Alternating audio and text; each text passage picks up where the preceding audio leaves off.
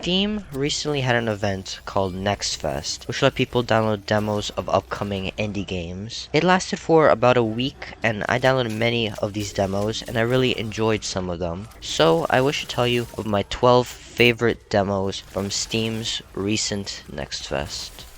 At number 12 is a Metroidvania inspired by Metroid called Ghost Song. This game stands out because of its atmosphere and vibe. The game has a really strong feeling of somber loneliness while exploring the dangerous planet you're stuck on. The exploration is really great, you unlock more moves as you explore, and the game is also brutal with its difficulty. In a mostly fair way, checkpoints are far apart and heals are very limited. Combat is decent with a blend of melee and range attacks, but it feels a bit clunky. Overall, an interesting game to be sure. At number 11 is Midnight Fight Express, which is an action beat 'em up that has you going from level to level, just kicking ass, and it's great. Combat feels very satisfying and makes you feel like a badass, just kicking ass like crazy from room to room. You can throw chairs and boxes and also pick up weapons to smack enemies with. There's a good complexity in the amount of attack options you have, and the game introduces a decent amount of enemies in the demo alone. It also ends with a pretty cool level on a train, and I hope there are more good levels later on. I had a ton of fun with this game, and it's a pretty good time. At number 10 is Turbo Golf Racing, which looks very similar to Rocket League, but is actually very different. It's a multiplayer game in which you race to be the first one to get your ball in the hole. The whole track is filled with obstacles and boosters to use, and the game actually requires a lot of skill to play it good in its matches. It's surprisingly fun and well designed, and I'm excited to play it with friends once it finally comes out. At number 9 is Cult of the Lamb, a top-down action roguelike with a lot of potential. The art style looks very good and has an interesting blend between cute and creepy, and the game is very fun. Combat is solid, and because it's a roguelike, you get different weapons and abilities on each journey. The main feature of the game is the village of people you must take care of. On each run, you get resources and people to add to your village, and it seems like a very promising mechanic. Overall, the game looks really great, and I hope it lives up to its potential. At number 8 is Deadlink, a fast-paced arena shooter roguelike. Your goal is to get as far as you can, and the game is surprisingly fun. You only have 2 weapons, that being the shotgun with infinite ammo, and the grenade launcher with 2 shots max. You gain ammo and health from killing marked enemies, which you mark through using either your grapple hook, grenade, or your stun ability. It makes resource management a huge element of gameplay, and you're constantly marking different enemies and switching between your 2 weapons. The grapple hook and dash also adds mobility, and the result is a very well designed and very addicting gameplay loop. And at number 7 is Moonscars, a Metroidvania game that is very similar to Blasphemous, and I really like Blasphemous. I find this pixel art style to be very beautiful to look at. The combat is very smooth and satisfying, with enough complexity to be fun for the whole playthrough. The lore presented in the demo caught my attention and seems quite interesting, and exploration will hopefully be very open and diverse. A very interesting game that appeals perfectly to my tastes, and one I'm looking forward to. At number 6 is Angerfoot. Now this is really bloody fun. Super tense, fast-paced, and tactical. You run from room to room killing enemies in one shot, but they can kill you really quick too. This leads to you playing really fast and aggressive to kill your enemies before they kill you. The gameplay hits an adrenaline rush like nothing else and is so much fun. The game also lets you kick enemies as well as doors, adding to the fast-paced combat. It will be hella fun once this game finally comes out.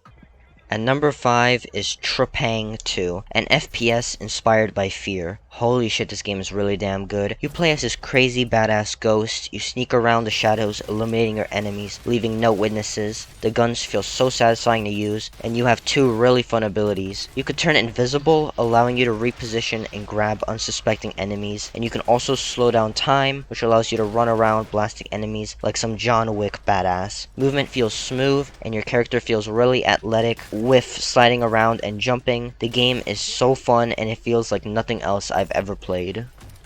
At number 4 is Sulaco, a very intense first-person shooter. The graphics and art style look amazing. It's slightly pixelated and very detailed, like no other indie game here. The combat also feels smooth as hell, with quick movement and a very useful and powerful slide. The weapons feel so good to use, and the game gives you a couple throughout that demo. The enemies are very well designed, as they rush at you very aggressively and are very tough to deal with. They also shout to each other when they see you, which adds to the immersion of the game. Overall, a very fantastic and well-designed game.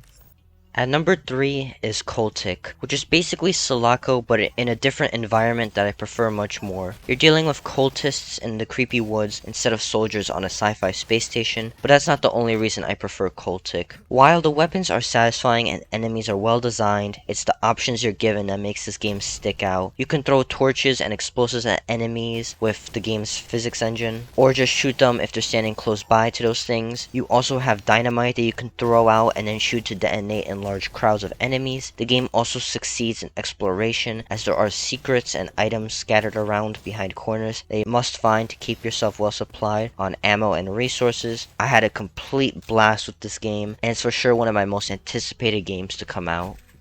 At number 2 is Nine Souls, a Metroidvania action game that feels a lot like Sekiro. The combat in this game is really good. It's focused a lot on parrying enemies, but you can also dodge and attack as an option. With each parry, you charge up a bar that lets you unleash a really powerful attack to any enemy in front of you. It's smooth, challenging, and fun, but the combat, though very great, isn't the only thing that got this game this high on the list. The art style is very beautiful to look at, and the story is very interesting. What the game showed off caught my intrigue, and I wanted to play the full game to see what the story is really about. Definitely one of the best games I got to play, but not my top favorite.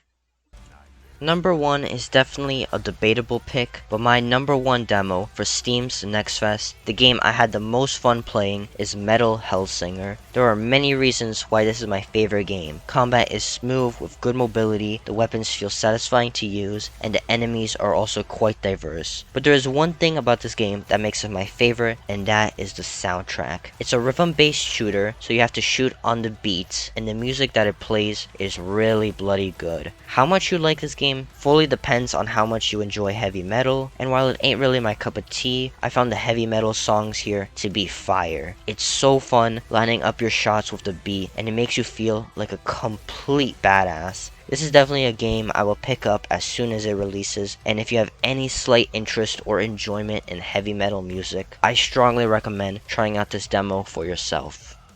Anyways, that'll be it for Steam Next Fest. I thank you for stopping by, and I hope you enjoyed, and maybe even something caught your eye. By the way, the footage you're seeing right now, the gameplay you're seeing right now, is of Turbo Overkill, so if you like what you see, then you can go and download the demo right now. It wasn't part of Steam Next Fest, it's just a demo I downloaded separately, and it's a fun game, so I'd recommend it for sure. Demo is out right now, like I said. And anyways, farewell everyone, and goodbye.